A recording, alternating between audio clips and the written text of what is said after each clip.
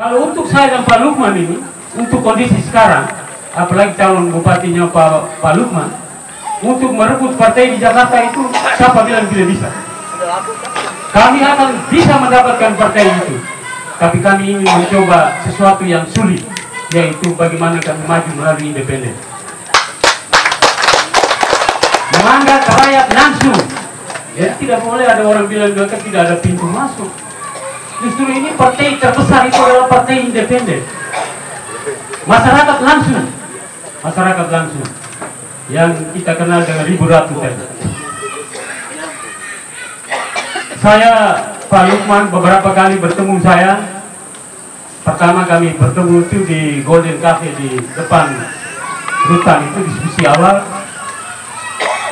Terus berlanjut di Kupang, terus di rumah Pak Lukman sendiri di Pantai Dewi, terus yang terakhir itu Pak Lukman bersama rombongan ke Lewoleba untuk membicarakan kepastian saya bersedia tidak menjadi bakal calon wakil bupati mendampingi beliau. Saya pertama itu ragu-ragu sekali. Alasannya apa? Kalau melihat soal kapasitas, integritas saya punya. Karena saya bekerja di pemerintah itu lebih dari 30 tahun. Saya memiliki bupati, ada 7 bupati. Masa baik buronya semua itu kita tidak bisa jadikan pengalaman untuk menjadi pemimpin di daerah ini. Tapi satu hal yang membuat saya ragu-ragu itu adalah belaka abu deh. Doi rupiah nih. Karena maju politik ini harus punya uang. Yang Pak Lukman bilang isi tas harus ada. Dan seorang birokrat pensiun, sekalipun di level eselon 2 seperti saya dan Pak Saun, kalau menyimpan uang sampai miliar hanya ada satu kata, yaitu temaka. Pencuri saja baru bisa. Dan kalau saya lakukan itu, waktu tempat saya mungkin saya tidak bisa berdiri di sini bersama Pak Lukman. Tetapi apa kata Pak Lukman? No kakak sosial. Akhirnya anak saya yang sulung, kebetulan dia seorang dokter, dia bilang, Bapak, kalau Bapak tetap tidak mau, nanti seolah-olah Bapak tidak mau geletak lewat tanah. Kan selama ini belum pernah mengabdi di Flores Timur.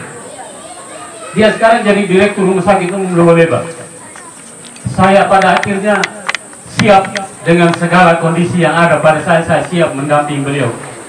Dan dalam perjalanan ini sudah hampir 1 tahun ini kami keliling, puji Tuhan, saya melihat respon masyarakat begitu luar biasa. Karena masyarakat ingin suatu perubahan di luar tanah ini. Kami di Lembata itu bukan tidak ada soal, ada juga soal, tetapi ada kenangan. Hasil pembangunan nampak luar biasa. Saya ketika 1 tahun terakhir menjelang pensiun, Bupati saya Eliasir Yence Sunu almarhum panggil saya, Pak Gadis, kita ini bisa bangun stadion tidak? Saya bilang, kenapa tidak bisa Pak Bupati? Ya, tapi uang kita tidak ada. Kita lakukan penghematan saja Pak Bupati. Kita lakukan penghematan. Terus kita laksanakan pembangunan itu bertahap, sistem multi-year. Jadi saya siap tahun pertama ini saya buat penghematan di dinas saya dan saya menganggarkan 5 miliar tahun pertama. Akhirnya terlaksana. Begitu peletakan batu pertama saya masuk usia pensiun dan dilanjutkan oleh pengganti saya. Dan puji Tuhan, stadion itu diresmikan sebelum akhir masa jabatan, tapi Tuhan sudah memanggil beliau sehingga yang meresmikan itu wakil bupati yang sudah dilantik menjadi bupati. Beliau berpesan bahwa stadion itu harus diberi nama Gelora 99 dan diresmikan oleh gubernur waktu itu.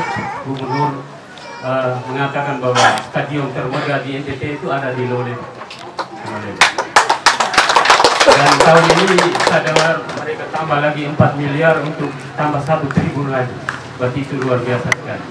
Mudah-mudahan saya dengan Pak Lukman ke depan bisa membuahkan sesuatu. Kemudian Pak Muhammad,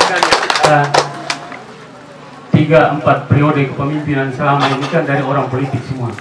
Sekarang ini kan juga orang birokrat semua. Dan saya birokrat, tapi kalau Pak Lukman, di dalam diri Pak Lukman itu selain birokrat, beliau juga pengusaha. Beliau juga memiliki lembaga pendidikan, urus sekolah dari taman kanak-kanak sampai perguruan tinggi. Orang urus PAUD, Depok, mau mati mau tidak. Ini dia punya sekolah dari TK sampai perguruan tinggi. Kemudian beliau juga pernah DPR. Jadi pengalaman dalam diri beliau ini luar biasa sekali. Saya waktu berkat Lukman Center itu ada Pak Romo Fikjen beri sambutan waktu itu. Romo Gebi da Silva itu memberikan sambutan bahwa beliau itu pernah tidur di rumahnya Pak Lukman di Kalimantan.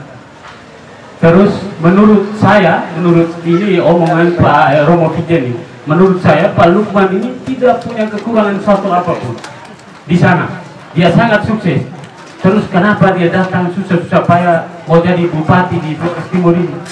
Tetapi mungkin beliau punya niat dan punya keprihatinan terhadap Flores Timur. Doktoran di kecil yang itu pilih siapa?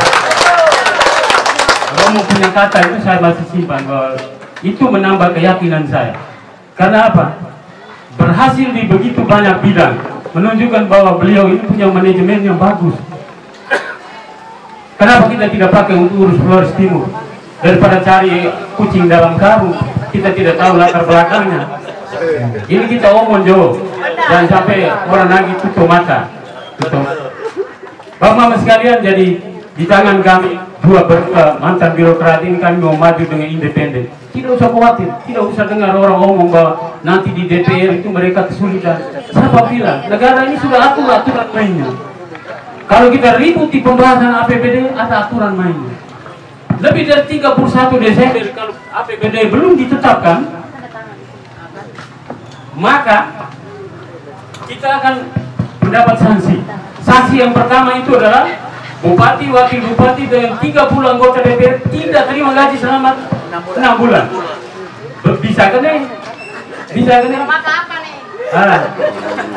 Pertanyaannya bisa kan nih? Itu orang maju politik tuh doi pakai pinjam atau doi sendiri?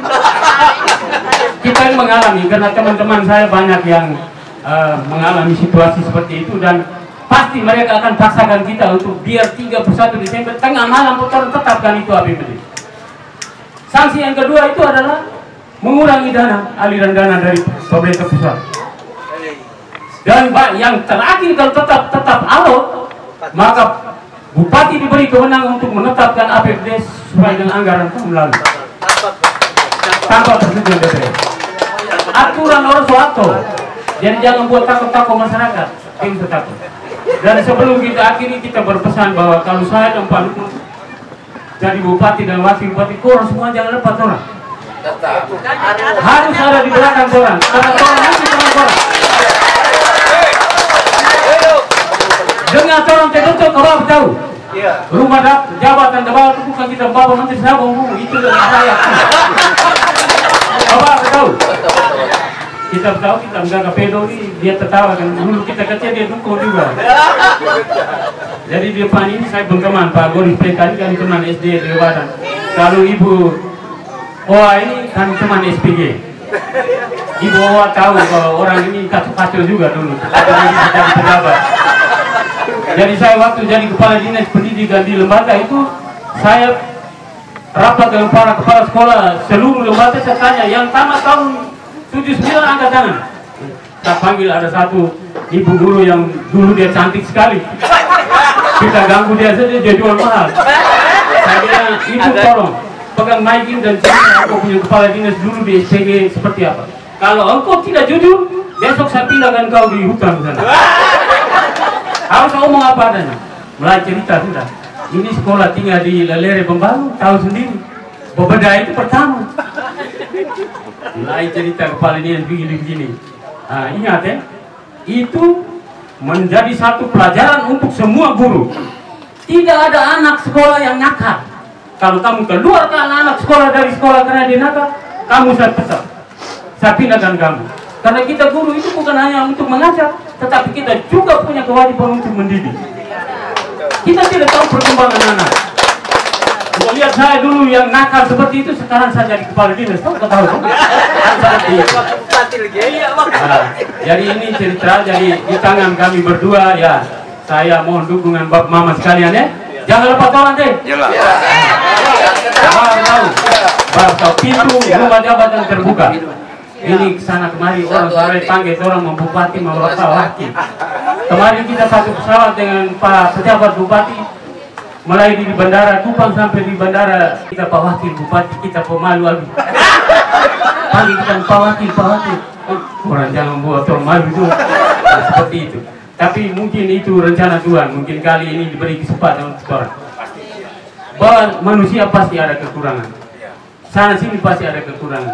Kekurangan kami itu dilengkapkan oleh Ribu Ratu ini. Kenapa kami memakai nama Laskar Ribu Ratu? Itu pernyataan penyerahan diri itu.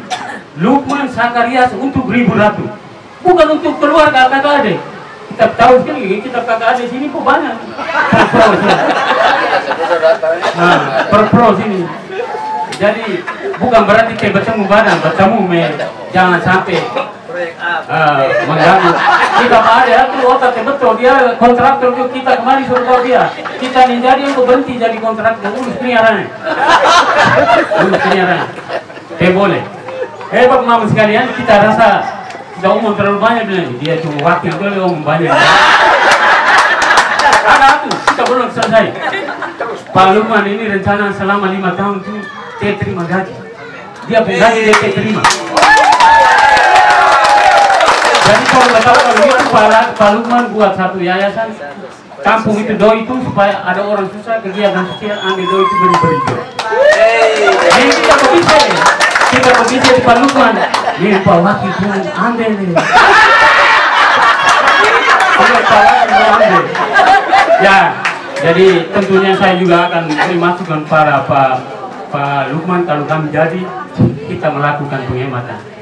Tunjangan bupati dan kepala daerah kalau terlalu besar kita kurangi.